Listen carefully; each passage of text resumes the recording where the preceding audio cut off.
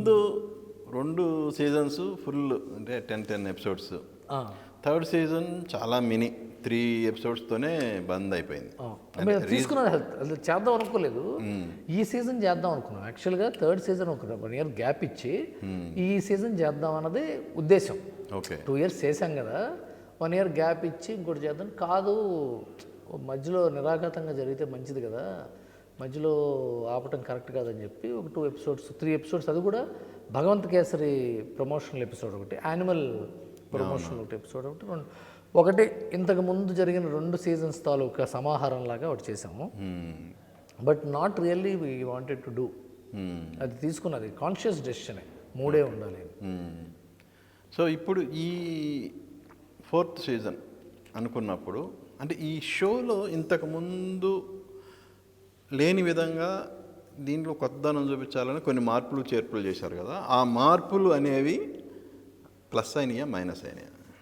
మార్పులు చేర్పులు ఏం చేసామన్నది మేము ఒకసారి ఆలోచించాలి. ఇప్పుడు మీరు అడిగిన తర్వాత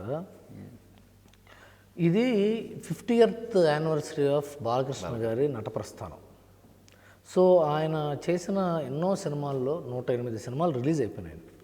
100 సినిమాల్లో చాలా గుర్తుండిపోయే క్యారెక్టర్స్ అని పరిచయం చేద్దాం, తిరిగి పరిచయం చేద్దాం, వాటిని ఒకసారి మననం చేసుకుందాం అనే ఉద్దేశంలో ప్రతి సీజన్ ప్రతి ఎపిసోడ్కి ముందు ఆయన ఒక డైలాగ్ చెప్పడం, ఆ సినిమా గురించి మాట్లాడటం, అది ఫ్యాన్స్కి బాగా కనెక్ట్ అయింది. ఫ్యాన్స్కి బాగా ఎంజాయ్ చేశారు. అది బాలకృష్ణ హార్డ్ కోర్ ఫ్యాన్స్ ఉంటారు కదా, ఒక టైంలో అది లేకుండా చేద్దాం అనుకుంటే మాకు ఫీడ్బ్యాక్ వచ్చింది చాలా ఊళ్ళ నుంచి, ముఖ్యంగా నంద్యాల, తర్వాత కర్నూలు, అనంతపూర్, అన్ని చోట్ల నుంచి అది ఉండాలి అన్నది వాళ్ళ సర్వేలో చెప్పారు. సో అదొక ఫస్ట్ ఎడిషన్ ఆఫ్ ఇట్. రెండేంటంటే ఎక్కువ ఫిల్మ్ ఇంటిగ్రేషన్ జరిగింది ఈ సంవత్సరం. అంటే ఏదో సినిమాని ప్రమోట్ చేసే పరిస్థితి.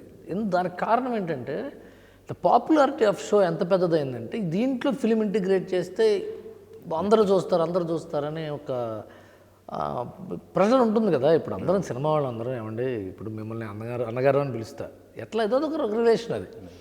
అట్లా అందరికీ రిలేషన్ ఉండటం వల్ల కంగువా ప్రమోట్ చేసాము. నాగవంశీ గారు అంటే ఆహాకు ఫ్యామిలీ మెంబర్ లాగా, దాంతో ఆయన సినిమా లక్కీ భాస్కరు ప్రమోట్ చేసాము. ఆ తర్వాత ఇప్పుడు డాకు మహారాజ్ కానీ, దాని ముందు ఇవన్నీ ప్రమోషనల్గా ఎక్కువ. ఒకే ఒక ఎపిసోడ్ నవీన్ పోల్శెట్టి శ్రీలీలని చేయలేదు. నవీన్ది బాగా అసలు అన్నిటికంటే ఎక్కువ మేము ఈ సంవత్సరం ఎక్స్పెక్ట్ చేయకుండా బాగా నెంబర్స్ చూసింది నవీన్ పోల్శెట్టి నెంబర్స్. నవీన్ పోల్శెట్టి స్టార్డమ్ని రిఫ్లెక్ట్ చేసినాయి ఆ numbers. It's very good thing అది. అలాగే బన్నీ ఎపిసోడ్ ఉంది. బన్నీ ఎపిసోడ్ మేము పుష్ప 2 కనుక్కొని చేయలే. యాక్చువల్గా బన్నీ ఎపిసోడ్ చేసి దాంట్లో లాస్ట్లో పుష్పని ఇంటిగ్రేట్ చేసాం. సో అదే కొత్తదనం. మీరు అన్నది అప్పటికి ఇప్పటికి ఏం తేడా అంటే, మోస్ట్ ఇంపార్టెంట్గా మీరు గమనిస్తే ఎపిసోడ్స్ ఈసారి వచ్చిన ఇంపార్టెంట్ సెగ్మెంట్ మామూలుగా అన్స్టాపబుల్ మూమెంట్ అని ఉంటుంది, అదొక సెగ్మెంట్ ఎప్పుడూ ఉంటుంది.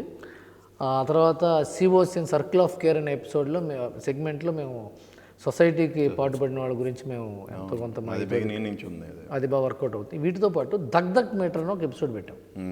ఆ దక్ దక్ నుంచోబెట్టి వాళ్ళని క్వశ్చన్లు అడగటం, అది బాగా సక్సెస్ అయిందండి. అది రేపు డాకు మహారాజ్ ఎపిసోడ్ రిలీజ్ అవుతుంది అంటే బాలకృష్ణ గారు నుంచోబెట్టాం అక్కడ. నాగవంశీ, బాబీ, తమను కలిసి ఎప్పుడు మేము నుంచోటం ఏంటంటే మీరు నుంచోండి ఒకసారి అని. వీళ్ళు మరీ చనువు ఎక్కువ కదా ముగ్గురికి, బాలయ్య గారితో ఎక్కిచ్చారు. అసలు అది పేలిపోతుంది చూడండి. అది అసలు దానికి ఏమంటారు, రిపీట్ వాల్యూ ఉంటుంది దానికి. అదొకటి బాగా వర్కౌట్ అయిందండి.